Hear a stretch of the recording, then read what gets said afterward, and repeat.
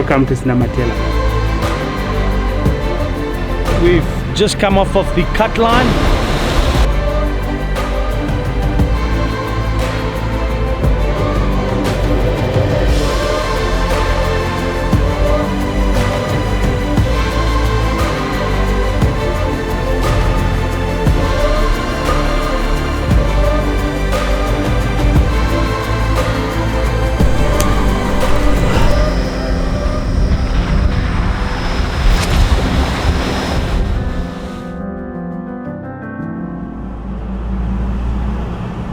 Remember this, Dad?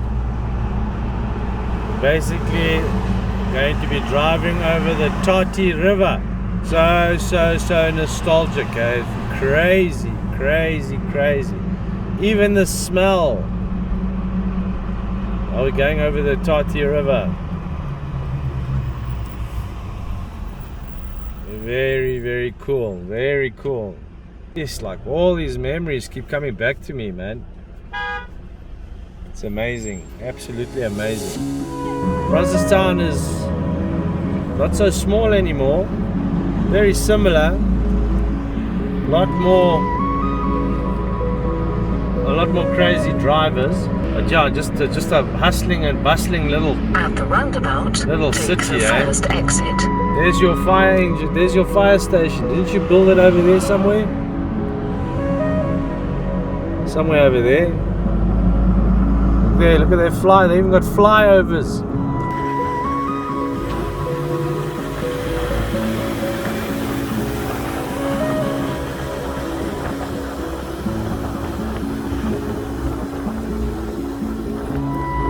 There's Tapama, that's Tapama Hotel there.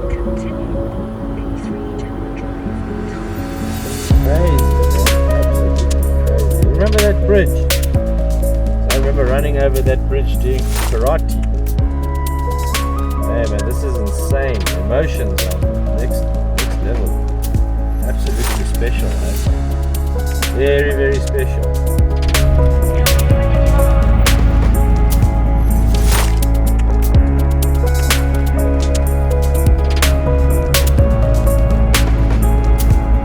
Well, this is so crazy, Dad. We gotta do this, man. You know, we've gotta do this. You gotta feel what this feels like.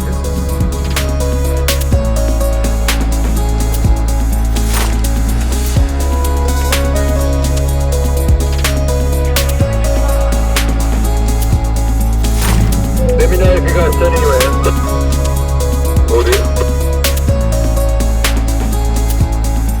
So the vehicle feels very settled. The stuff the guys did over at revhouse 4-wheel drive, absolutely amazing. The Viper exhaust has settled. It sounds really nice. Everything just come together. I'm even surprised at the diesel conditioner. I'm one that was very skeptic about it, to be quite honest. And I don't know if it's just my mind or the mood or the fact that I haven't had any sleep, but the vehicle's just sounding and feeling great, absolutely great. So I'm very stoked with the guys.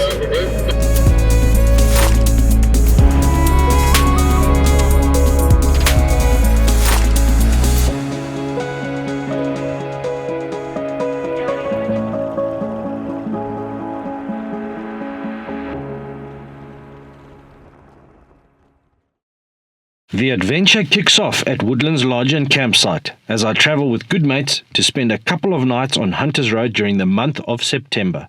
As my trip to Zimbabwe lined up with Bruce from Overlanding with Bruce, we decided to travel this iconic road together as a group.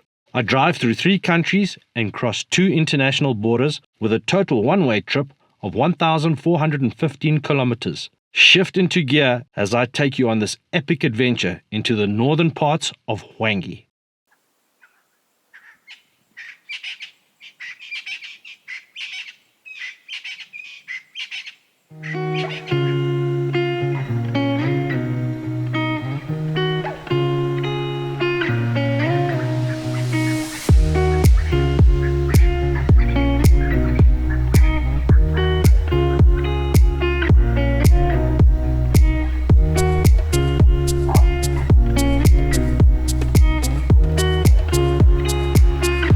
yesterday, and just to give you an update, we drove 743 kilometers to Woodlands Lodge and campsite. Yeah, just so happy to be here.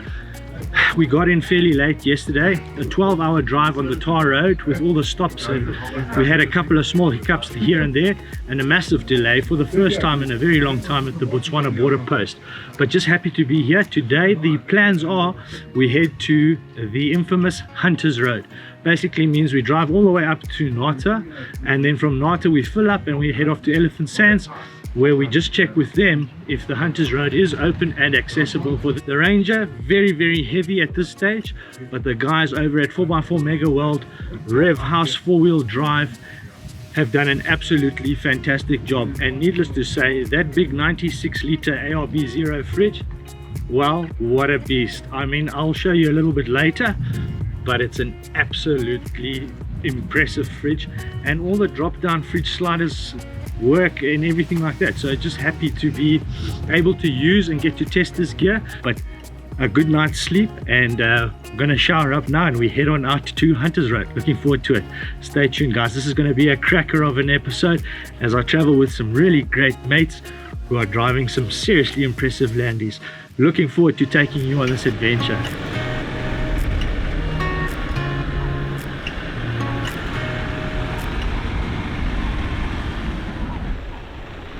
Being my first trip since the newly upgraded Ranger has happened, I'm both excited and nervous. Traveling in a group always provokes confidence, and as we leave Woodlands, we are in high spirits. The adventure is happening, and the overlanding spirit is alive.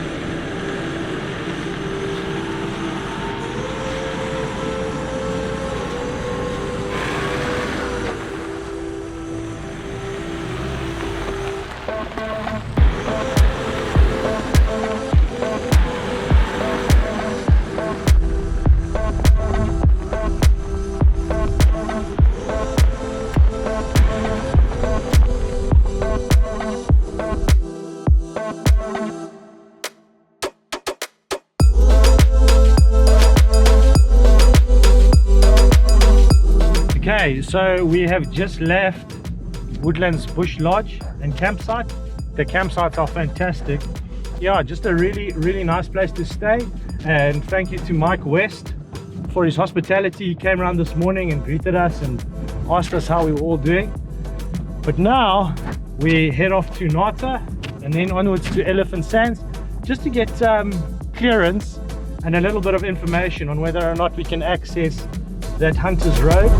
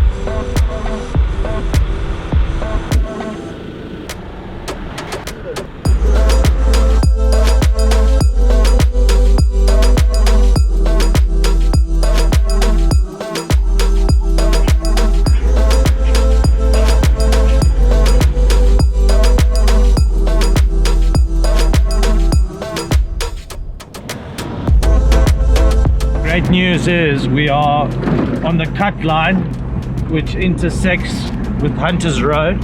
It is about 4:30 in the afternoon and we're trying to get to one of the pans, one of the many pans that are found on Hunters Road. So we bypassed the start to Hunters Road and we're driving this really amazing cut line. The sand is not too bad, maybe semi-thick. I've obviously put the Ford Ranger into 4 high just to help with traction. I always do it when I go off-road, but just really excited. You know, it's been a 217 kilometer trip from Woodlands Lodge and campsites up to Nata, where we filled up with some fuel, and now we're off the asphalt and we're in sandy conditions, and I'm just really excited, man, really excited. Absolutely magic. Just driving along, and as always, the unexpected happens, and we've just hit our first patch of black cotton soil. Now, if you know anything about black cotton soil, that stuff is thick and very, very soft. It's been an absolutely hot day, so time to get that IndyFlat unit out and lower the tire pressures. Yeah, let's get it done.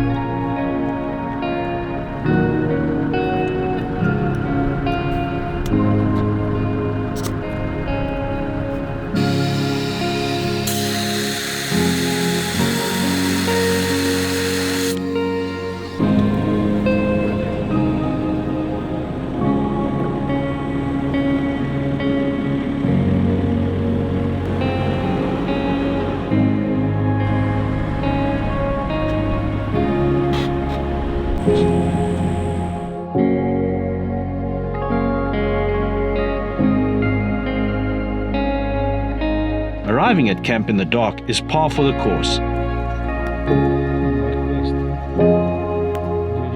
And it's good times as we set up camp, make a fire, and catch up with everyone in the group.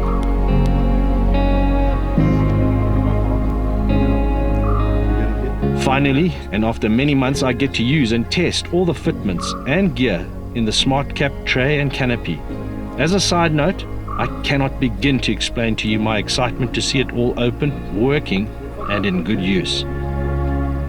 With cold beverage in hand, we enjoy the fire and the chorus of the wild under dark skies. Magic. Good morning. Day 2. I've just woken up and the sun is beginning to rise really quickly. I think it's about 6:30, 7 o'clock in the morning, and it's getting very warm. But I'm here in the new Jackal Field equipped Desert Cruiser rooftop tent, clamshell style tent, and what a great night. And check at my view this morning. Imagine waking up to this.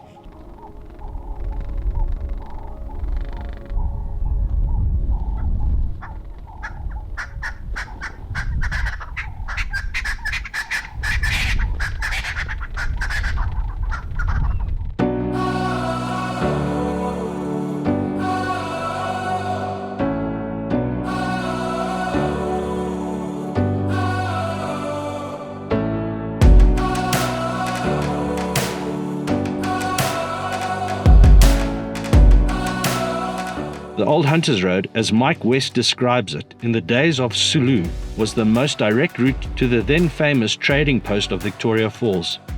Skirting the fringes of the Tati River, it served as a great access point to the Upper Zambezi floodplains, the Chobe River, and the forests of Victoria Falls. It is believed that this Old Hunters Road extends the full length of the border boundary between Botswana and Zimbabwe, all the way to the confluence point between the three countries, South Africa, Botswana, and Zimbabwe. Morning, and we are day 3 on my solo adventure, and I'm still with the guys, Bruce, Miro, and Byron and family, and we're here on the Hunters Road. We've stayed 2 nights at Hunters Road at a place called Kidney Pan. Look, there's no water on the road or in the pans, so there hasn't been a lot of wildlife, but I tell you what, for a wild camping experience, it's been brilliant. We've really enjoyed ourselves, and we've got a really nice little camp set up where we've cordoned off all the exits and entrance into the camp with a fire pit in the middle. So absolutely beautiful. But remember, when wild camping, always leave that campsite just as natural as you found it. So cover up those coals and pick up any litter lying around, just to keep the place nice and clean for the next people that come in. One of the things with Hunters Road is it's a road in Botswana, on the Botswana side, but this pillar here is actually the borderline boundary between Zimbabwe and Botswana. To my right is Hwange, and to my left is what used to be an old concession area, and the Hunters Road runs right down the middle of it. It's been an absolutely fantastic 2 days, but today we kick in. I've got to drive up to Vic Falls and then through to Hwange. So looking forward to it.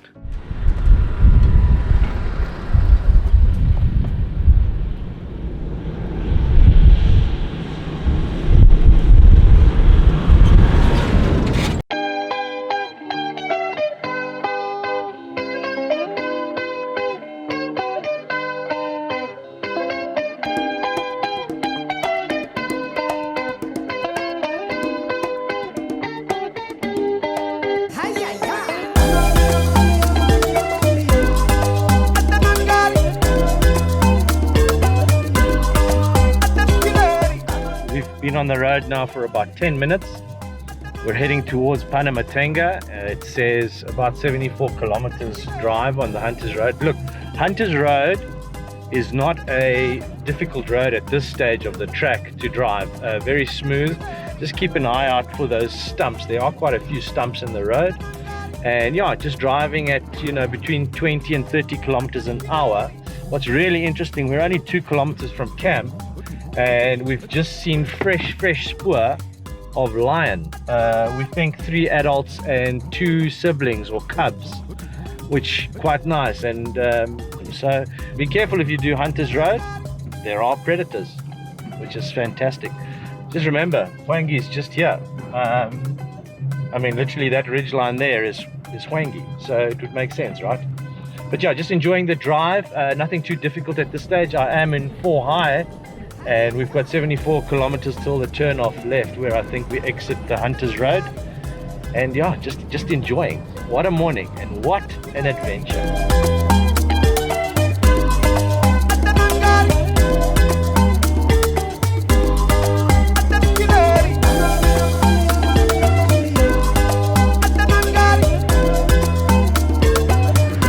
Okay, so we've just come off of the cut line and we've met up with the tar road. From this point on, I'm going to drive up to Kasane, fill up with fuel, and then enter in at Victoria Falls to get to Hwange today. The guys, they're going down to Elephant Sands and continuing their adventure off to Makubu Island. So I hope they travel safe and enjoy. Been a magic 2 days out on Hunters Road, and something I'll never forget. But as all things, the adventure continues.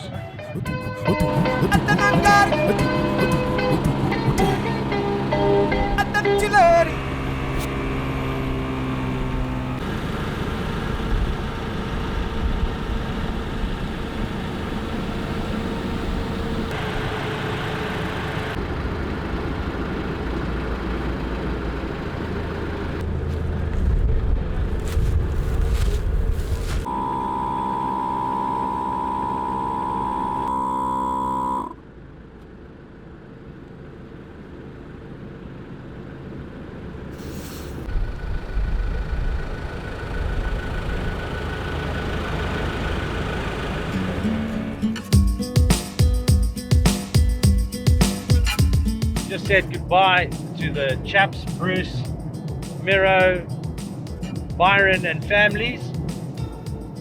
And yeah, thanks again guys for allowing me to tag along with you on Hunters Road. Now the reason we did that, and after chatting with Bruce, the idea was, look, listen, let's just go in numbers. We didn't know the condition of the roads, and it's just better that way, I think. But now that I have a handle on what to expect from a road like Hunters Road, my plan is after the Hwange part of the trip to obviously come back and join up with Hunters Road from the very beginning, up at the Zimbabwean border post. There's a lot of great little additions that we've put into this amazing smart tray and canopy from Smartcap International and RSI. Just a real pleasure, a lot of space, and a lot of great functionalities that we've added. So yeah, just really excited. But let's carry on this adventure. Let's get to Hwange, where I meet up with my good mate Peter. I just found out, and totally by fluke, that in order to gain access into Zimbabwe, the border post, I'm here in Kasane at the moment, But in order to gain access into Zimbabwe, not only do you need your double vaccination card, you also need your PCR test. And it just happened by fluke. I went into the motor vac just to buy some fuses for just in case, and Diagnoform, which is the medical company or laboratory that does the COVID test, I just popped my head in there and they said, yeah, no, you definitely need a PCR test. So I just quickly did my COVID PCR test for all of those of you who are interested in thinking of entering Zimbabwe. I've got to go in and pick it up today, latest 4:30, and then head to the border post.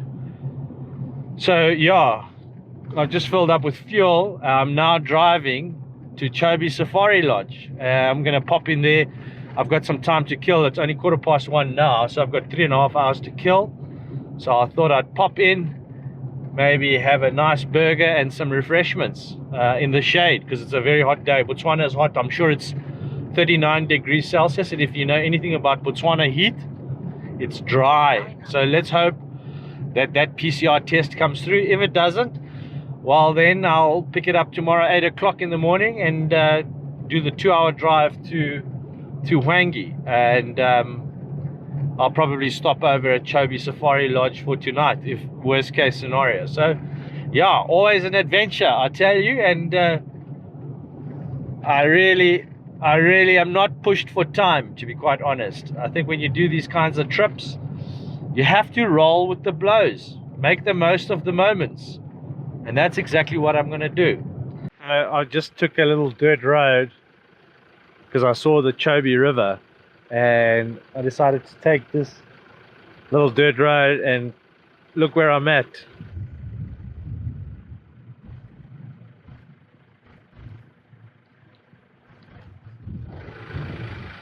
Now, I was here in March with Ed and Chris and Mark, and yeah, what a great trip that was. Hey, I love to be in Botswana. Hey, it's magic. What a beautiful place, what a beautiful country. Beautiful country. Just finished up at Chakabika Safari Lodge and had a really lekker swim. And yeah, it's extremely hot, but it started to cool down. The time now is 10 minutes to 4, and I'm on my way to go and pick up my COVID test. Fingers crossed it's there and waiting for me. That way I can cross into the Zimbabwe side through the border and onwards march to Hwange. I've been in comms with my mate Peter, and yeah, he's waiting in anticipation. He's already gone to the wildlife department to get everything in order so that we've got a smooth access either, well, most probably tomorrow morning. But yeah, a little bit behind, but just looking forward to getting there.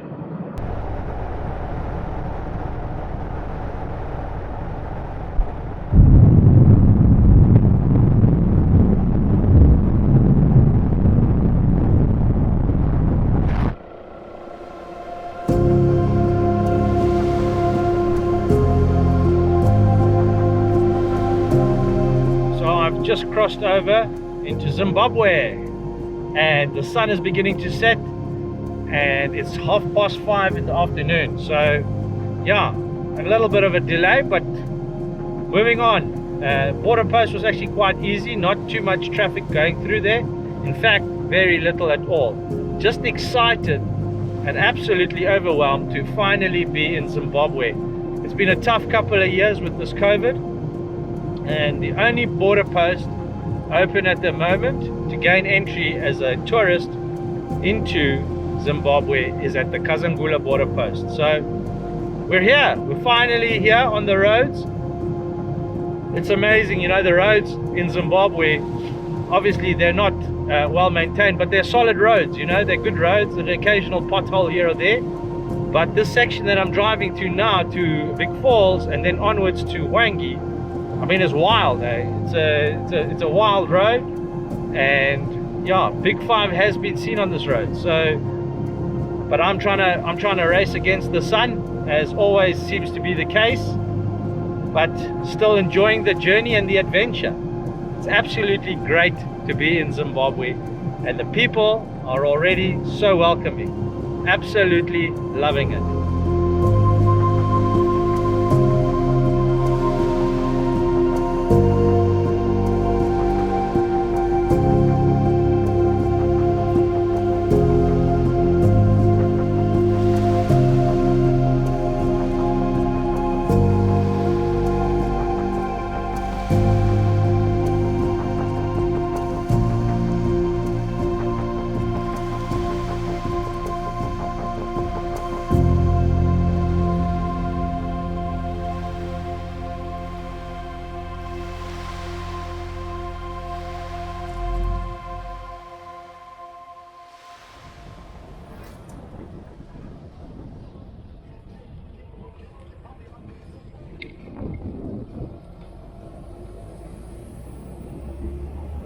After a very long day's drive yesterday, I pulled into Hwange at about 7 o'clock in the evening. I met up with my mate Pete at a hotel called the Baobab Hotel, and yeah, I just had a braai in the evening and relaxed, and woken up this morning. We're just picking up a few odds and sods from the Pick and Pay in Hwange, the town, and then onwards march to the national park. You know, Zimbabwe is beautiful. I mean, the roads I drove in on yesterday, the roads this morning, it's just, yeah, it's just a beautiful part of the world. All these nice hills with baobabs on them, and hopefully I get to show you that a little bit later. But we've just pulled up to the Pick and Pay, and it's time to get some of the things we need, like eggs. Just come from Pick and Pay, and I tell you guys, I felt like I was back in South Africa. It was super clean. It had every shelf stocked with all the goods that we get in South Africa. Maybe a couple of changes to some packaging. But yeah, you'd never think that Zimbabwe was in a recession and battling a bit. So very interesting. Very interesting. Yeah, all the fresh goods and everything. Anyways, we've just taken a turn off of what used to be a tar road, is now a complete dirt road. And I think Hwange is a town built up from mining, and they've got a power station here, quite an impressive one. And I believe that all the mining trucks, obviously bringing in coal, have just, you know, overused and stretched the road.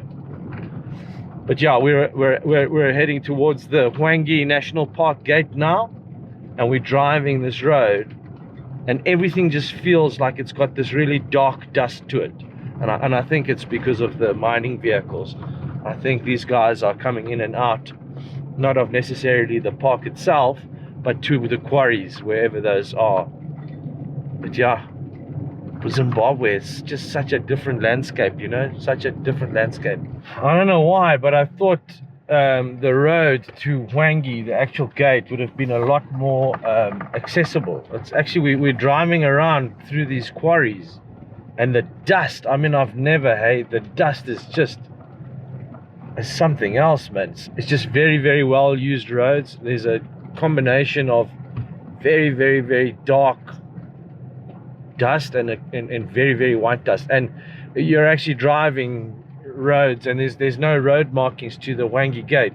I'm just very fortunate that Pete, you know, they've got a concession in Hwange with a, you know, a little lodge type bungalows built up there, so he knows his way around here. But I could tell you, as a first timer coming here, I mean there's no road markings to Hwange. And even on Tracks for Africa, and bear in mind I haven't updated it for quite a while, but Tracks for Africa on the Garmin, we're driving roads that don't show on the map itself. I mean, just look at it, it's everywhere, it's absolutely everywhere. Outside my window, I mean, we're driving past massive coal tailings that are dumped here for processing or further processing. I don't know the process, but yeah, it's essentially valleys and valleys of mining, a massive operation for coal mining. And the smell, sulfur, plenty, eh? But yeah, what a big operation. I just actually can't wait to get in to Hwange.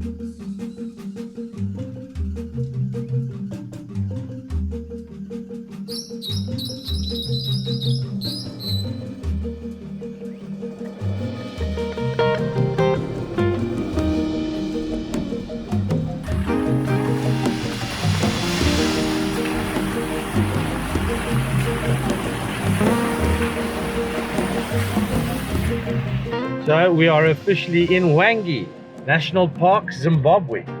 And yeah, it is very dry.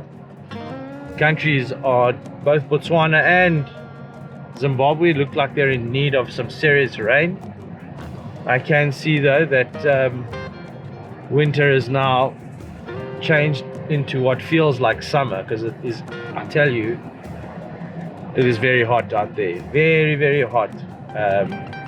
And all the trees have lost their leaves.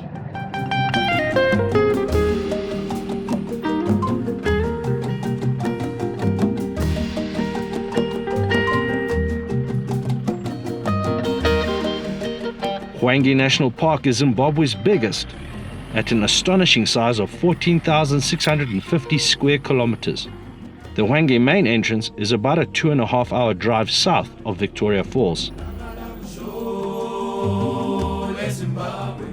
Hwange was named after a local Nanzwa chief and was originally the royal hunting site for the then Ndebele warrior king Mzilikazi, before being designated as a protected national park in 1929.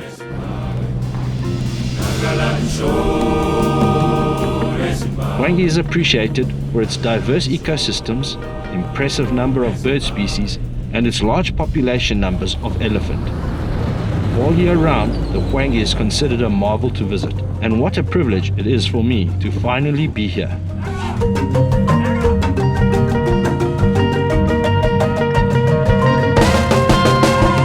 We've driven through several ecosystems. We've driven through rocky terrain, we've driven through riverbed, we've now just come up along thick sand, and the environment and ecosystem has changed again. It looks like we're driving in a valley between all these hills. It really is. I mean, I've had to engage 4 low, I've had to engage 4 high.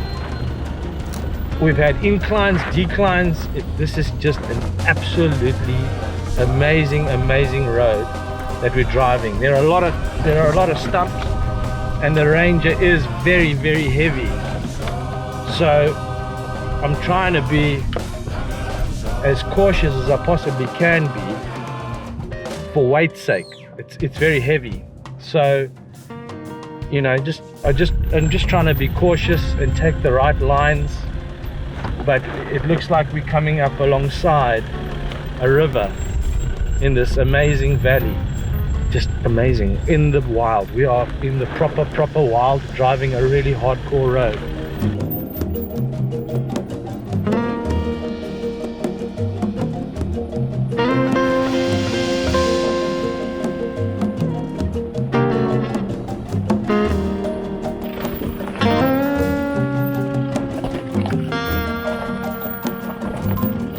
Okay, so it's official. We're lost.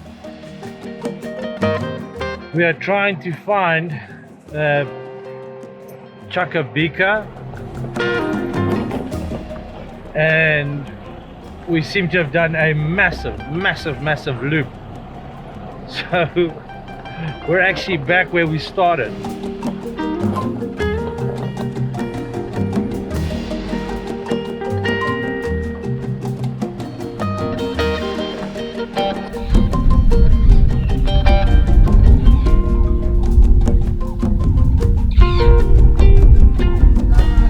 Welcome to Sinamatela.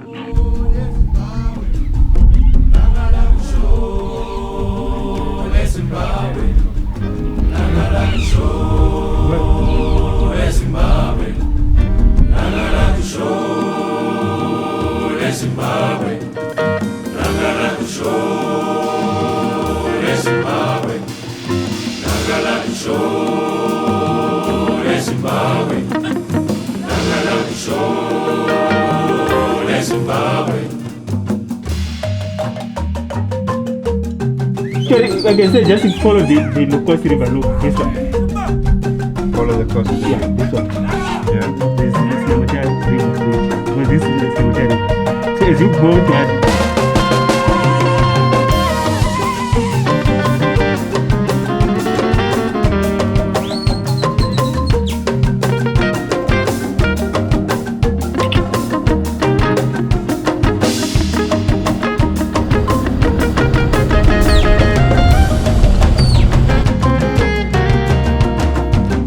taken us a bit of a roundabout route to get Chakabika. I thought I'd take you along the cut line and get you lost and take you through a few rivers, which we did quite successfully. And then gave up on that route because we were totally lost. We went back to Cinematella, and now we found the sign saying Chakabika, 11 kilometers to go. So I think we're going to get there today, all things going equal.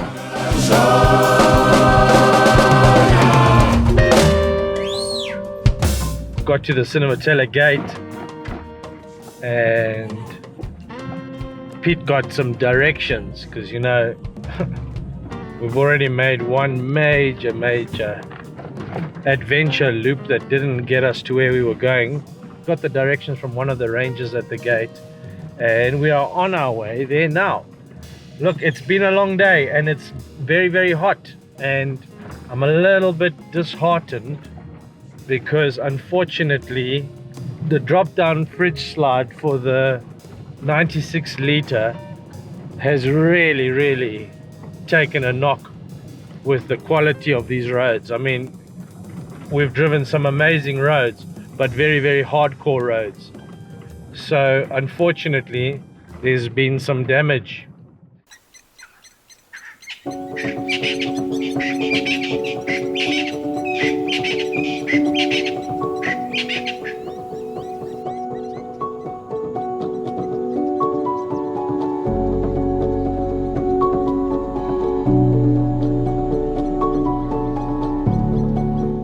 Chakabika is a private conservancy area southeast of the Cinematella campsites.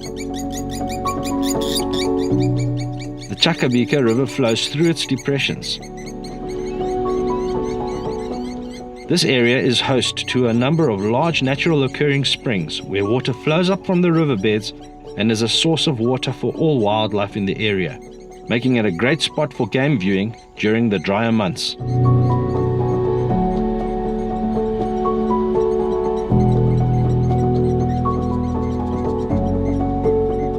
The Chakabika Lodge and campsite currently is not open to the public. I'll keep you posted on any future developments. Watch this space.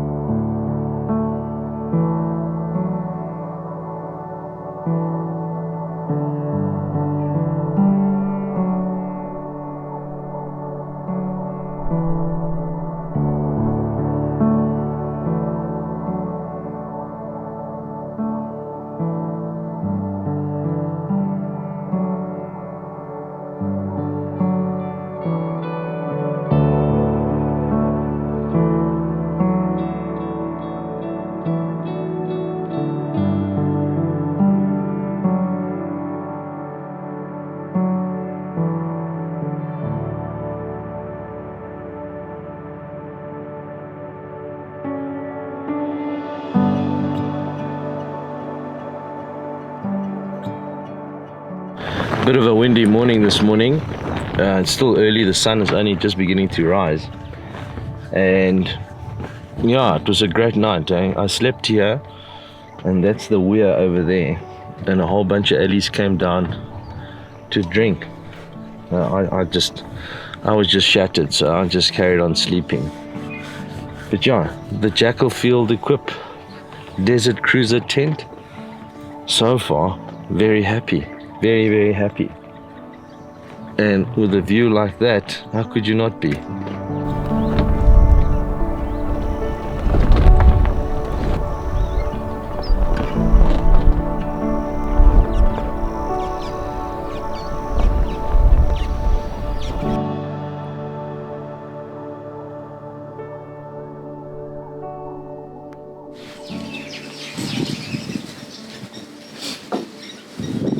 Morning, and what a great morning it is. It is now Friday the 1st of October, so I've had the last 3 nights here at Chakabika Lodge and campsites in the northern parts of Hwange, and it's been phenomenal.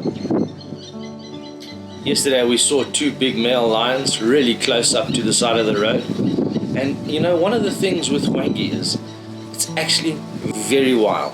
The roads are underused and you cannot gain access to any of these places, especially in the north, without a 4x4. It's been a real adventure, to say the least. I mean, I've never really experienced Hwange quite like this in the northern section. It's very hilly. There's a lot of riverines and valleys that just look so picturesque and so very different than what I'm used to. It is very wild. The first night we got here, we heard leopard not more than 50 meters from the furthest bungalow. We've had hyena moving around the campsites at night time. We can only hear them, but we haven't seen them. And then obviously all the elephant that come into the newly added weir. And just phenomenal to see them at night time come in and drink. Look, Chakabika Lodge is absolutely an amazing experience. But the plans going forward are, I've got to do Hunter's Road. I've got to get back to Pete's place today, get my PCR tests, my COVID test, to get back into Botswana, and then we'll figure it out as we go along. Maybe do a cut line or 2, I don't know, we'll see. I'm a bit nervous about it, to be honest. Also with that fridge slide not working the way it's supposed to and being at 100% functionality, how far do I risk it, if it is a risk. Stay tuned for what's coming up in the next episode. Thank you to my Patreons helping me on my adventures. Click on the link in the description and be involved with the channel. The solo trip is about to happen.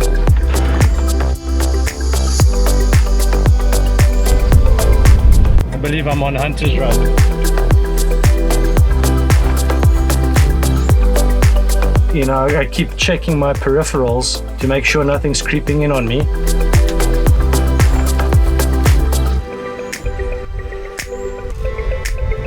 In fact, so significant that I don't think I'll be able to go on any more hard roads.